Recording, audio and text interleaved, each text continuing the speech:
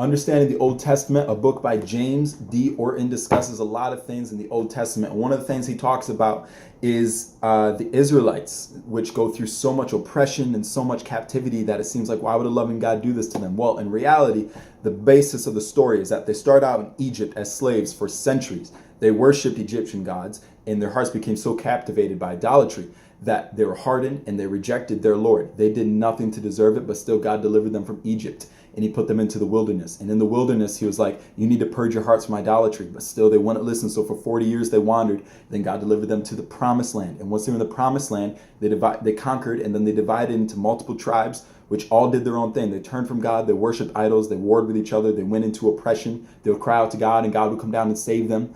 And still trying to purge idolatry from their hearts. And eventually they were like, you know what? We want a king. So God gave them a king. And then the kings fell into wickedness. And then before you knew it, the land of Israel was divided into two nations, the northern and the southern. The northern was marked by wickedness. The southern was marked by wickedness. They turned to idolatry. They turned away from God. But still, God would deliver them when they cried out to God. And eventually, the Assyrian Empire came in and wiped out the north kingdom. And then Babylon came in and it captured the southern kingdom. So the Jews would go through 1,000 years of captivity under the kingdom of Babylon. And then once that was gone, they would go into captivity under the Persian Empire. And once that was gone, they would go into captivity under the Greek Empire. And once that was gone, they would go into captivity under the Roman Empire.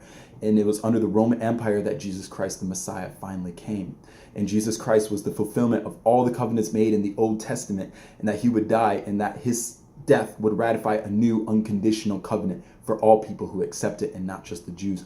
But a loving God had to first purge idolatry from their hearts, and the only way to do that was through captivity.